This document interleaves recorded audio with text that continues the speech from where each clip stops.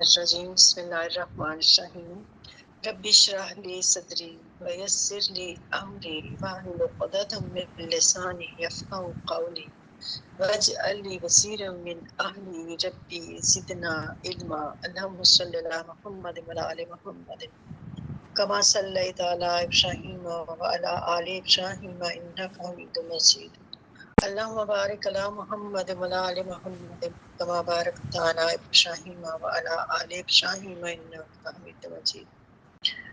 حدیث مبارکہ شروع کرنے سے پہلے میں آپ لوگوں سے ایک بات شیئر کرتی ہوں، اپنے لیے بھی اور آپ سب کے لیے بھی، کہ جہاں کہیں بھی سیرت کا پروگرام ہوتا ہے تو یا آپ زوم پہ سنتی ہیں یا کہیں آپ جاتی ہیں تو اس وقت اپنے ساتھ ایک یہ عہد ضرور کیا کریں کہ آج جو کچھ میں سنوں گی اس میں سے میں اپنے عمل کے لیے کیا چیز لے رہی ہوں۔ ہم نے اتنے پروگرام سنے تو بس ایسے لگتا ہے جیسے ہم صرف سننے کے لیے ہیں، تو دو تین باتیں میں نے پڑھی تھی، کئی بار بھول بھی جاتی ہوں ان پر عمل کرنا، لیکن پھر یاد تازہ کرتی ہوں کہ نبی صلی اللہ علیہ وسلم کی سیرت میں سے دو تین باتیں یہ بھی تھیں کہ نبی صلی اللہ علیہ وسلم کبھی کسی کی بات نہیں کرتے تھے، کہ غیبت نہیں کرتے تھے۔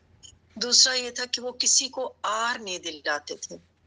اب آر دلانا کیا ہوتا ہے کہ کسی سے کوئی ایسی بات پوچھنا یا کرنا جو عام طور پہ ہم اپنے بچوں سے کرتے ہیں جو ان کو اچھی نہیں لگتی، یا اپنے گھروں میں ہی بعض رشتے ایسے ہوتے ہیں کہ ہم ان سے جان بوجھ کر وہ بات کرتے ہیں جس پر اگلا بندہ اریٹیٹ ہوتا ہے۔ تو یہ بات میں نے اپنے اصول کے لیے بہت اب میں کوشش کرتی ہوں۔ دوسرا یہ کہ کوئی سوال نہیں کرنا جس سے آپ کو یہ لگے کہ اگلا بندہ اس کا جواب دینا پسند نہیں کرتا۔ دیکھیں ہر گھر میں ایسے معاملات ہوتے ہیں، تو اگر آپ سے اس طرح کی کوئی جو بات آپ کسی کو بتانا نہیں چاہتی ہیں، جس کا ذکر آپ کو اچھا نہیں لگتا، تو وہ بات اگر ہم سے کچھ کوئی پوچھے تو ہمیں اچھا نہیں لگتا نا، تو اس لیے ہم کوشش یہ کریں کہ ہم کسی سے کوئی ایسا سوال پوچھے ہی نہ تو دوسرے کو مشکل لگے جس کا جواب دینا۔ بس ضرور یہ دو تین باتیں جو ہے، پھر یہ تھا کہ نبی صلی اللہ علیہ وسلم کسی کی بات میں نہیں بولتے تھے، کہ جیسے ہم اکٹھے کافی لوگ بیٹھے ہیں، جیسے کہیں پہ بھی کسی بھی گیدرنگ میں دو تین لوگ آپس میں بات کر رہے ہیں، تو اس بات میں یا گھر میں بھی ایسے ہوتا ہے کہ دو لوگ بات کریں بیچ میں خواہ مخواہ بیچ میں کود پڑتے ہیں، تو بس ہمیں جس بات میں ہمارا تعلق نہ نہ اس میں خاموشی ہی بہتر ہے۔ تو بس یہ ایک نیت کر لیں کہ جہاں بھی کسی بھی جگہ ہم یہ دیکھ لیں کہ کہاں ہم نے بولنا اور کہاں ہم نے نہیں بولنا، بس بولنا ہے تو ہمیشہ بھلی بات کہیں یا چپ رہے ہیں۔ چلیں اب ہم حدیث مبارکہ شروع کرتے ہیں۔ حدیث مبارکہ 416 نمبر، اس میں عام طور پہ نمبر بھی نہیں بتاتی، اور ہمیں آپ کو پتہ ہے کہ ہم ساری حدیثیں بھی نہیں کرتے نا، کوئی بیچ میں ایک جیسے ٹاپک چھوڑ دیتے ہیں۔ ہمارا یہ جو باب چلتا ہے یہ باب ہے اللہ تعالیٰ سے امید اور رجا کا بیان۔ اس سے پچھلا جو تھا وہ اللہ تعالیٰ سے ڈرنے کا بیان تھا، خشیت والا تھا۔ تو اصل میں یہ دونوں چیزیں جو ہیں یہ ساتھ ساتھ رہنی چاہیے، کہ خوف اور امید، بس آپ یہ سمجھیں کہ ان دونوں باتوں کو ہم نے یاد رکھنا ہے۔ اب چونکہ یہ باب امید کا ہے تو اس میں ساری حدیثیں جو ہیں امید کے بارے میں۔ حضرت ابو ہریرہ یا حضرت ابو سعید خدری سے روایت ہے، راوی نے شک کا اظہار کیا، کہتے جس نے یہ حدیث روایت کی ہے اس نے کہا کہ مجھے صحیح یاد نہیں کہ میں نے یہ بات حضرت ابو ہریرہ کے ریفرنس سے سنی تھی یا حضرت ابو سعید خدری کے ریفرنس سے سنی تھی۔ پھر انہوں نے آگے کہا کیونکہ صحابی کوئی بھی ہو سب عدول ہے، یہ لفظ ہے عدول، تو عدول وہ جو حدیث کی کتابیں لکھتے تھے نا، تو اس میں جب وہ کوئی حدیث کسی سے روایت کرتے تھے تو کہتے تھے کہ روایت کرنے والے کی یہ شرط ہے کہ وہ عدول ہو۔ تو عدول کی ڈیفینیشن یہ ہے کہ جس کی بھلائیاں اس کی برائیوں سے زیادہ ہو وہ شخص عدول کہلاتا ہے۔ دیکھیے کوئی بھی شخص ایسا تو ہو نہیں سکتا کہ جس میں کبھی کوئی نہ کوئی جو ہے نا کمی رہ ہی جاتی ہے نا۔ انہوں نے کہا جس کی بھلائیاں اس کی برائیوں سے زیادہ ہو، کہ بھلائی زیادہ ہو، تو وہ صحابی عدول کہلاتے ہیں۔ روایت یہ ہے کہ جب غزوہ تبوک ہوا تو اس موقع پہ صحابہ رضی اللہ عنہم کو سخت بھوک لگی۔ انہوں نے عرض کیا کہ اللہ کے رسول صلی اللہ علیہ وسلم اگر آپ اجازت فرمائیں تو ہم اپنے اونٹ ذبح کر لیں اور ان کا گوشت کھائیں اور چربی حاصل کریں۔ تو رسول پاک صلی اللہ علیہ وسلم نے فرمایا ٹھیک ہے کر لو۔ اتنے میں حضرت عمر رضی اللہ آ گئے اور انہوں نے یہ بات سن کر کہا اے اللہ کے رسول آپ اس طرح کریں گے تو سواریاں تو کم ہو جائیں گی، البتہ آپ یہ کریں کہ ان سے ان کے بچے کچے کھانے کا سامان منگوا لیں اور پھر ان پر ان کے لیے اللہ تعالیٰ سے برکت کی دعا فرمائیں، شاید اس طرح اللہ تعالیٰ ان کے لیے اس میں برکت ڈال دے۔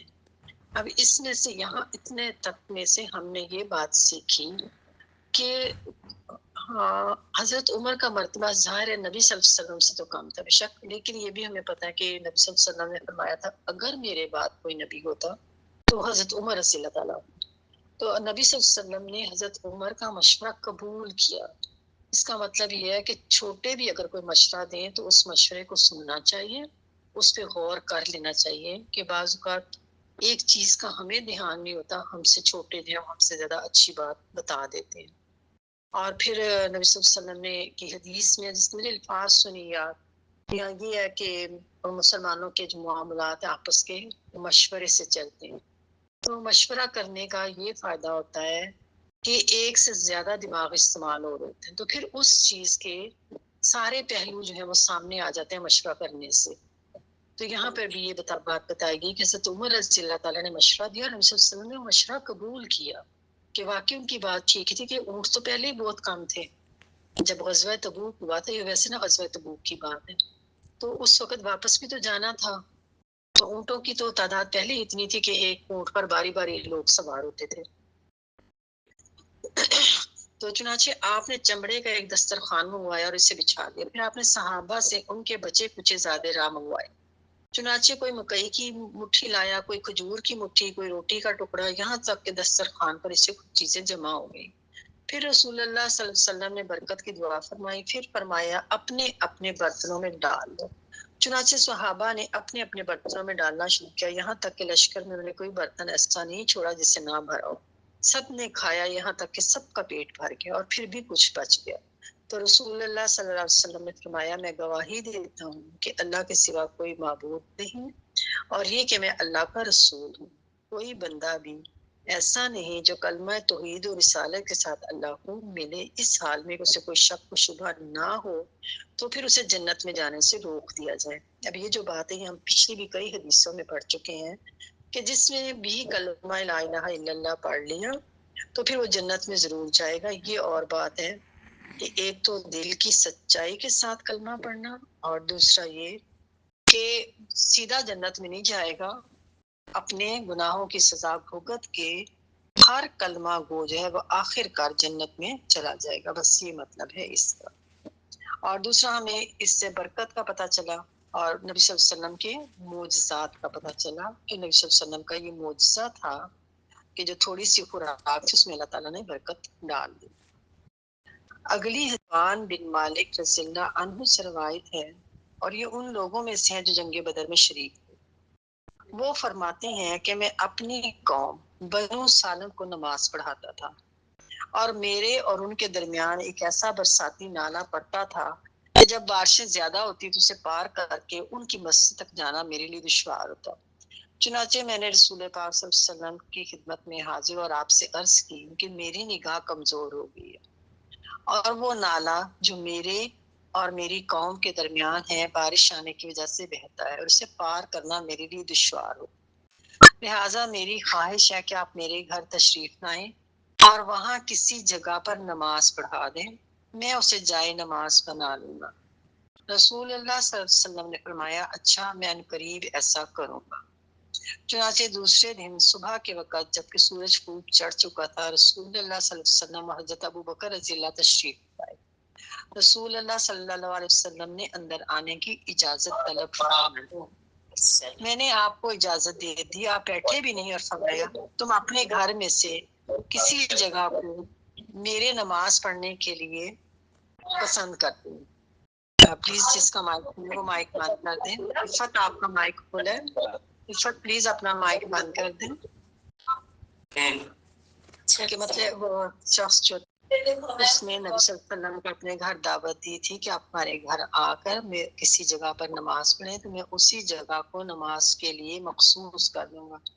تو کہتے ہیں کہ پھر میرے نبی صلی اللہ علیہ وسلم آئے ہمارے گھر، میں نے ان کو اس جگہ کی طرف اشارہ کیا جس میں یہ پسند کرتا تھا کہ آپ نماز پڑھیں. رسول پاک صلی اللہ علیہ وسلم کھڑے ہوئے، آپ نے اللہ اکبر کہا اور ہم نے آپ کے پیچھے صف باندھ لی، آپ نے 2 رکعتیں پڑھائیں پھر سلام پھیر دی.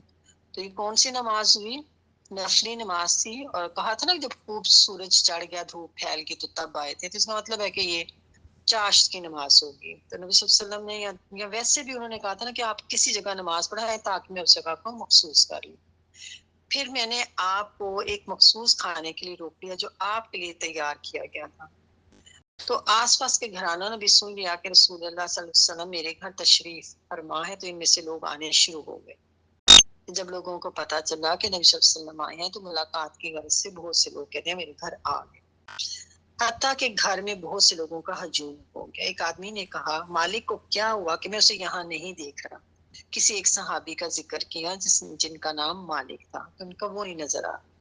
تو ایک دوسرے شخص نے کہا وہ تو منافق ہے، وہ اللہ اور اس کے رسول سے محبت نہیں رکھتا. تو دوسرے شخص نے کیا کہا؟ بدگمانی کی نا کہ وہ تو منافق ہے. تو رسول پاک صلی اللہ علیہ وسلم نے فرمایا یہ بات مت کہو، کیا تم نے نہیں دیکھا کہ اس نے لا الہ الا اللہ کہا ہے؟ تو یہاں سے ہمیں کیا پتا چلا کہ بدگمانی سے منع کیا گیا. ہم سب سے پہلا جو ہمارے دل میں بات آتی ہے نا نیگیٹو خیال آتا ہے، کوئی کہیں نہ نظر آئے یا کوئی اور بھی کئی جگہوں پہ ہم کوئی چیز نہ مل رہی ہو تو سب سے پہلی بدگمانی ہم کس سے کرتے ہیں؟ ملازمہ کے ساتھ. پھر اس کے بعد جو اچھا نہیں لگتا پھر اس کے متعلق بدگمان ہوتے ہیں. تو بدگمانی سے منع کیا گیا. اس کے ذریعے سے جو نبی صلی اللہ علیہ وسلم نے فرمایا کہ اس نے تو کلمہ پڑھا ہوا ہے اور وہ اللہ کی رضامندی کا طالب. تو اس شخص نے جواب دیا کہ اللہ اور اس کا رسول بہتر جانتے ہیں، جہاں تک ہمارا تعلق ہے ہم تو اللہ کی قسم اس کی محبت اور اس کی بات چیت منافقین ہی کے ساتھ دیکھتے ہیں. کہ ہم نے یہ دیکھا ہے کہ وہ اس کا اٹھنا بیٹھنا ان لوگوں کے ساتھ ہے جو اللہ سے محبت نہیں کرتے. تو رسول پاک صلی اللہ علیہ وسلم نے فرمایا جس نے اللہ کی رضا کے لیے لا الہ الا اللہ پڑھ لی اللہ نے اسے جہنم کی آگ پر حرام کر دیا. تو بس اس میں ایک تو ہم نے یہ سیکھا کہ ہم نے بدگمانی نہیں کرنی، ہم نے کسی کے لیے نیگیٹو بات نہیں کرنی، اور دوسرا یہ بھی کہ اگر کوئی شخص چاہے جیسے بارشوں کے دنوں میں اگر کوئی مسجد دور ہو تو اس کی خواہش یہ تھی کہ ہم قریب کہیں پہ بنا لیں مسجد یا کوئی جگہ مقرر کر لیں ہم مل کے، تو اس کی اجازت بھی یہاں پہ دی گئی. پھر اگلی حدیث ہے کہ حضرت عمر بن خطاب رضی اللہ عنہ سے روایت ہے کہ رسول پاک صلی اللہ علیہ وسلم کے پاس کچھ قیدی آئے. آپ نے دیکھا کہ ان میں سے ایک عورت اپنے بچے کی تلاش میں دوڑتی پھرتی ہے. جب قیدیوں میں وہ کوئی بچہ پاتی ہے تو اسے پکڑ کر اپنے سینے سے چمٹا لیتی ہے، اسے دودھ پلانے لگ جاتی ہے. اس میں دیکھیں 2 باتیں بھی ہوگی، بچہ نہیں آیا کسی بھی طرح بچہ مس پلیس ہو گیا تو سینے سے چمٹا کے، ایک تو یہ کہ ظاہر ہے کہ بچے کو بہت مس کر لی، تو دوسرا یہ کہ پتہ ہے کہ دودھ پلانے والی ماں کے کو کتنی تکلیف ہوتی ہے اگر دودھ جمع ہو جائے تو اسے دودھ پلانے لگ جاتی ہے. تو رسول پاک صلی اللہ علیہ وسلم نے فرمایا تمہارا کیا خیال ہے کہ یہ عورت اپنے بچے کو آگ میں پھینک دے گی؟ ہم نے کہا نہیں اللہ کی قسم. آپ نے ارشاد فرمایا یقیناً اللہ تعالیٰ اپنے بندوں پر اس سے زیادہ کہیں مہربان ہے جتنی یہ عورت اپنے بچے پر مہربان. تو نبی صلی اللہ علیہ وسلم نے اللہ کی رحمت کی وسعت کو سمجھانے کے لیے جو عقل سے سمجھنی اتنی ممکن نہیں ہے تو ایک مثال کے ذریعے سمجھایا کہ مثالوں سے جو ہے ایک تو انٹرسٹ بھی ہوتا ہے اور دوسرا بات جو ہے وہ جلدی سمجھ آ جاتی ہے، لوگ متوجہ بھی ہو جاتے ہیں. پھر دوسری بات ہمیں یہ بھی پتا چلتی ہے کہ یہاں پہ انہوں نے کہا نا کہ اللہ تعالیٰ اپنے بندوں پر اس سے کیا ہی زیادہ مہربان ہے. جو رحمان اور رحیم ہم کہتے ہیں نا، تو اللہ تعالیٰ دنیا میں بھی رحم فرماتے ہیں. دنیا میں جو اللہ تعالیٰ رحمان ہے وہ ہر ایک کے لیے، چاہے وہ مسلمان ہو، چاہے وہ کافر ہو، چاہے وہ جانور ہو، جو کچھ بھی. لیکن جو اللہ تعالیٰ کی صفت رحیمی ہے تو وہ پھر آخرت میں صرف مسلمانوں کے لیے ہوگی. تو اللہ تعالیٰ بھی اپنے کسی بندے کو عذاب نہیں دینا چاہتے. تو جہنم کیوں بنی کہ پھر وہ لوگ جو ظلم کرتے ہیں. ظلم کیا کرتے ہیں؟ جب اللہ تعالیٰ کی نافرمانی کرتے ہیں. اللہ کے احکامات جتنے بھی اللہ کے حکم ہیں وہ سارے انسانیت کی فلاح کے لیے ہیں. تو جب انسان ان پر عمل نہیں کرتا، ہدایت کا دروازہ بار بار کھٹکھٹایا جاتا ہے، وہ ہدایت کو قبول نہیں کرتا، نافرمانی کرتا ہے، تو وہ پھر اپنے اوپر ہی ظلم کرتا ہے، اور پھر تب اللہ تعالیٰ نے اس کو سزا ملے گی کہ بار بار اللہ تعالیٰ اسے مواقع دیتے ہیں۔ اور پھر اللہ تعالیٰ نے یہ بھی فرمایا کہ میری رحمت میرے غصے پر غالب ہے، لیکن اس کا مطلب یہی ہوا کہ انسان جو ہے وہ ظلم کرتا ہے جب وہ نافرمانی کرتا ہے۔ ہاں، پھر ایک حدیث چھوڑی ہے، اس سے اگلی میں ہے کہ حضرت ابو ہریرہ رضی اللہ عنہ بھی اس سے روایت ہے کہ میں نے رسول اللہ صلی اللہ علیہ وسلم کو فرماتے ہوئے سنا، اللہ تعالیٰ نے رحمت کے 100 حصے کیے، ان میں سے 99 اپنے پاس محفوظ رکھی اور ایک حصہ زمین میں اتارا۔ اسی ایک حصے کی وجہ سے اللہ کی تمام مخلوق ایک دوسرے پر رحم کرتی ہے۔ تو رحمت جو ہے یہ اللہ نے دلوں میں ڈالی ہوئی ہے۔ یہ ابھی ایک حصہ ہے جو ہم ایک دوسرے سے محبت کرتے ہیں اور رحم کرتے ہیں، نرمی سے پیش آتے ہیں، اور اسی وجہ سے وحشی جانور جو اپنے بچوں پر مہربانی کرتے ہیں، ورنہ وحشی جانور اپنے بچوں کو خود ہی کھا لیں۔ تو جو 99 رحمتیں اللہ تعالیٰ کے پاس ہیں، قیامت والے دن اپنے بندوں پر رحم فرمائے گا انشاءاللہ تعالیٰ۔ پھر کچھ حدیثیں چھوڑ گئی، ان سب کا مفہوم بھی یہی ہے۔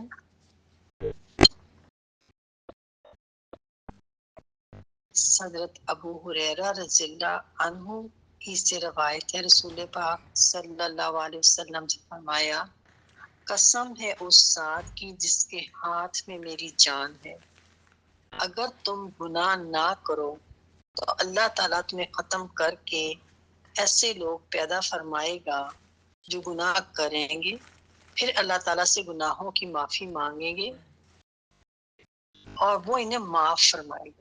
اب اس کا یہ مطلب نہیں ہے کہ انسان کو ایسے اللہ تعالیٰ کو ایسے لوگ پسند ہیں جو گناہ کرتے ہیں۔ اس سے پتہ ہمیں یہ چلا کہ جو گناہ نہیں نہ کرتا اس میں نا تکبر بھی آ جاتا ہے۔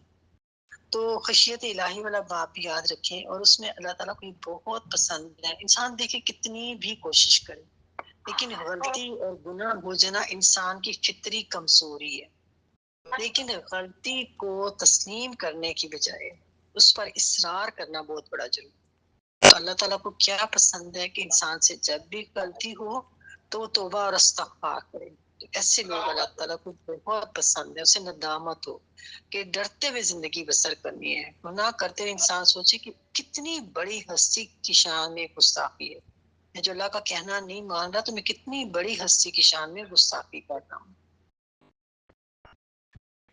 تو یہ مطلب اس کا قطع نہیں ہے کہ اللہ تعالیٰ گناہوں کو پسند کرتا ہے، گناہ گار اس کے محبوب ہیں، بلکہ اللہ کو یہ پسند ہے کہ جب بھی غلطی ہو جائے تو وہ توبہ کرے۔ بس یہ اس کا مفہوم ہے کہ اپنی غلطی پہ، اپنے گناہ پہ کبھی اصرار نہ کریں، کبھی اپنے آپ کو تعویلات نہ پیش کریں کہ نہیں میں نے یہ اس لیے کیا تھا۔ جیسے غصہ آ جائے تو ہم کہتے ہیں اس نے میرے ساتھ غصہ کیا، اس نے میرے ساتھ ایسے کیا تھا تو میں نے بھی اس لیے کیا، یا وہ میرے ساتھ جھگڑا کرتا ہے تو میں نے اس لیے جھگڑا کیا۔ نہیں، یہ بات نہیں کرنی۔ بس ہمیشہ اپنے آپ کو یہ کہنا کہ اگر میں نے بھی وہی کیا جو اس نے کیا تو پھر مجھ میں اور اس میں فرق کیا ہوا۔ مشکل کام ہے لیکن کرنا ہے انشاءاللہ۔ حضرت ابو ہریرہ سے روایت ہے کہ ہم رسول پاک صلی اللہ علیہ وسلم کے ساتھ بیٹھے ہوئے تھے، ہمارے ساتھ حضرت ابو بکر رضی اللہ، حضرت عمر رضی اللہ بھی لوگوں کی ایک جماعت میں موجود تھے۔ تو رسول پاک ہمارے درمیان میں سے اٹھ کر تشریف لے گئے اور ہمارے پاس واپس آنے میں دیر لگا لی۔ تو مجھے اندیشہ ہوا کہ کہیں ہماری غیر حاضری میں دشمن نے آپ کو نقصان نہ پہنچائے۔ حضرت ابو ہریرہ کو بہت فکر ہو گئی، تو وہ کہتے ہیں میں اٹھ کھڑا ہوا اور گھبرانے والوں میں سے میں سب سے پہلا شخص ہوں، چنانچہ میں رسول پاک صلی اللہ علیہ وسلم کی تلاش میں نکلا، یہاں تک کہ میں ایک انصار کے باغ میں آ گیا۔ پھر انہوں نے لمبی حدیث ذکر فرمائی جس میں رسول پاک کا یہ فرمان تھا کہ آپ نے حضرت ابو ہریرہ سے فرمایا، جاؤ اس باغ کے باہر جو بھی تمہیں ملے جو یقین کے ساتھ لا الہ الا اللہ کی گواہی دے تو تم اسے جنت کی خوشخبری سنا دو۔ اب جہاں تک مجھے یاد ہے میں نے آگے یہ پڑھا تھا کہ پھر وہ باہر نکلے تو انہیں پھر حضرت عمر رضی اللہ تعالیٰ ملے، تو حضرت عمر رضی اللہ تعالیٰ نے کہا کہ تم نے بالکل یہ بات اگر لوگوں کو سنا دی نا کہ جنت کی خوشی، تو لوگ جو ہے نا پھر اسی پہ تکیہ کر لیں گے اور پھر وہ نیکیاں نہیں کریں گے، پھر وہ گناہ ڈٹ کے کریں گے، وہ کہیں گے ہم نے تو خوشخبری مل گئی جنت کی خوشخبری لا الہ الا اللہ پڑھنے سے۔ پھر اگلی حدیث ہے، دیکھ رہی ہوں کہ کون سی پڑھنی ہے، عبداللہ بن عمر بن عاص رضی اللہ عنہ سے روایت ہے. آپ کو پتہ نہیں جو این میم رے واو لکھا ہوتا ہے، امرو لکھا ہوتا ہے، اس میں واو سائلنٹ ہوتی ہے، واو نہیں پڑھنی. عمر بن العاص سے روایت ہے کہ نبی اکرم صلی اللہ علیہ وسلم نے اللہ تعالیٰ کے قول کی تلاوت فرمائی جو ابراہیم علیہ السلام کے بارے میں ہے کہ اے میرے رب، انہوں نے بہت سے لوگوں کو گمراہ کر دیا جس سے میری پیروی کی مجھ سے ہے. اور حضرت عیسیٰ کا قول بھی اسی طرح کا ہے کہ اگر تو انہیں عذاب دے یہ تیرے بندے ہیں، اگر تو انہیں بخش دے تو یقیناً غالب حکمت ہے. اس کے بعد آپ نے اپنے ہاتھ دعا کے اٹھا فرمایا اے اللہ میری امت کے پہلے ٹکڑے میں حدیث کے یہ تھا کہ حضرت ابراہیم علیہ السلام نے بھی اپنی قوم کی فکر کی اور حضرت عیسیٰ علیہ السلام نے بھی کی، مگر سب سے زیادہ فکر نبی صلی اللہ علیہ وسلم کو تھی کہ آپ نے دعا کے لیے ہاتھ اٹھائے فرمایا اللہ میری امت، اور آپ کی آنکھوں سے آنسو روا ہو گئے. اب یہ سوچیں کتنا بڑا ہمارے اوپر اللہ تعالیٰ نبی صلی اللہ علیہ وسلم کا احسان ہے کہ یہ بھی ایک کہیں حدیث پڑھی تھی کہ حضرت جبرائیل علیہ السلام نے فرمایا، مجھے صحیح یاد نہیں، انہوں نے اپنے یا تو بیٹے کی جان نکلنے کا وقت تھا یا نواسے کی، تو حضرت جبرائیل علیہ السلام نے آ کے فرمایا تھا کہ آپ کی ایک دعا جو ہے وہ قبول ہوگی، تو آپ کوئی دعا مانگ لیں. تو نبی صلی اللہ علیہ وسلم نے فرمایا تھا کہ نہیں، میں نے وہ دعا اپنی امت کے لیے رکھی ہے کہ میری امت کو اللہ تعالیٰ بخش دے. تو یہاں پہ نبی صلی اللہ علیہ وسلم کی آنکھوں سے آنسو روا ہو گئے. اللہ عز و جل نے فرمایا اے جبرائیل محمد کے پاس چل، تیرا رب خوب جانتا ہے، اور ان سے پوچھ وہ کیوں روتے ہیں. کہ اللہ تعالیٰ تو جانتے ہیں، مگر پھر بھی اللہ تعالیٰ نے جبرائیل علیہ السلام سے کہا کہ جا کے پوچھو کیوں روتے ہیں. چنانچہ جبرائیل علیہ السلام آپ کے پاس آئے تو رسول اللہ صلی اللہ علیہ وسلم نے انہیں وہ بتلایا جو آپ نے اپنی امت کے بارے میں فرمایا تھا.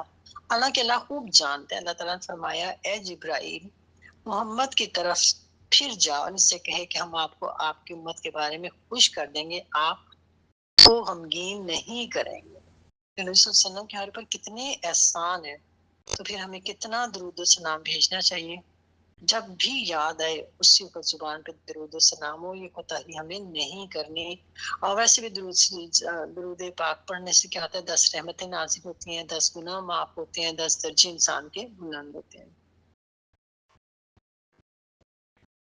معاذ بن جبل رضی اللہ عنہ سے روایت ہے کہ میں گدھے پر نبی صلی اللہ علیہ وسلم کے پیچھے سوار تھا. آپ نے فرمایا اے معاذ، کیا تم جانتے ہو اللہ کا حق اس کے بندوں پر کیا ہے اور بندوں کا حق اللہ پر کیا ہے؟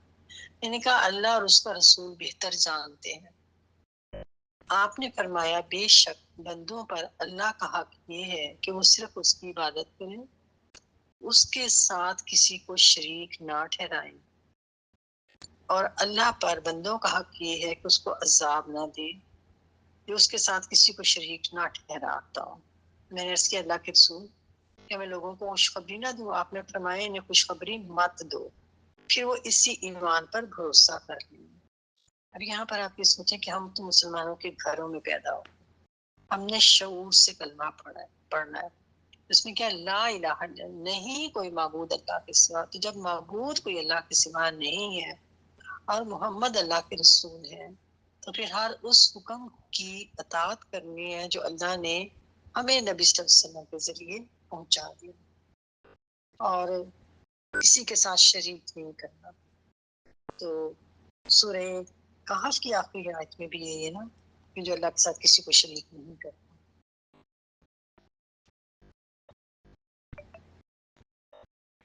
عام لوگ یہ سمجھ لیتے ہیں نا کہ مومن چاہے کتنا بھی بے عمل یا بد عمل ہو سرے سے جہنم میں جائے گا نہیں. سرے سے یہ نہیں ہو سکتا کہ سرے سے جہنم میں جائے گا ہی نہیں. پہلے مرحلے میں وہ مومنین کاملین کی طرح جنت میں نہیں جائے گا، بلکہ پہلے پھر اس کو جہنم میں ہی جانا پڑے گا جو اللہ تعالیٰ کا نافرمان اور گناہ گار مسلمان ہوگا. رضی اللہ تعالیٰ سے روایت ہے کہ رسول اللہ صلی اللہ علیہ وسلم نے فرمایا کافر جب دنیا میں کوئی اچھا عمل کرتا ہے تو اسے اس کا بدلہ دنیا کی کچھ لذتوں میں سے دے دیا جاتا ہے، یعنی آخرت میں اسے کوئی صلہ نہیں ملے گا. لیکن مومن کا معاملہ یہ ہے کہ وہ اس کی نیکیوں کا آخرت میں صلہ دینے کے لیے ذخیرہ کر لیتا ہے، دنیا میں سے رزق اس کی فرما برداری کی وجہ سے دیا جاتا ہے. اب آپ دیکھ لیں ہمارے دلوں میں بڑا آتا ہے نا یہ ویسٹ کے لوگوں کے بارے میں کہ وہ لوگ تو اتنا نوازے ہیں، ان کے پاس دولتوں کے خزانے، صاف ستھری ہر چیز. اور واقعی ابھی کبھی آپ باہر جا کے دیکھیں تو ایسے لگتا ہے جیسے وہ دنیا میں نہیں، وہ جنت میں رہ رہے. تو بس پھر اللہ تعالیٰ نے بتا دیا کہ ان کی نیکیوں کا صلہ، دیکھیں ان کی نیکیاں کیا ہے. ان کی دیکھیں محنت وہ لوگ کرتے ہیں، جھوٹ وہ لوگ نہیں بولتے ہیں، برائیاں بھی ان میں ہیں، کوٹ کوٹ ہی ہیں، لیکن جو نیکی جو اچھی باتیں ہیں وہ بھی اچھی باتیں تو ہیں ان کے، تو ان کا صلہ اللہ نے ان کو دنیا میں دے دیا اور دے رہا ہے، لیکن ان کے لیے آخرت میں کوئی بدلہ نہیں. کئی لوگ ہم سے بھی پوچھتے ہیں نا کہ جیسے مدر ٹریسا کا کیا ہوگا، وہ تو اتنی خدمت خلق کے کام کرتی تھی، یا فلاں کا، لوگ پوچھتے ہیں کہ وہ تو بہت نیک ہے لیکن وہ کلمہ گو نہیں، اس کا کیا ہوگا. تو اس کا ویسے سب سے اچھا جواب تو یہ ہے کہ ان کے بارے میں تو میں نہیں جانتی کہ ان کا کیا ہوگا، تو مجھے اور آپ کو تو اپنی فکر کرنی ہے کہ ہمارا کیا ہوگا. یہ بڑا پیارا تھا مکالمہ حضرت موسیٰ علیہ السلام اور اللہ تعالیٰ کے درمیان نا، کہ اللہ تعالیٰ اور حضرت موسیٰ علیہ السلام اور فرعون کے درمیان.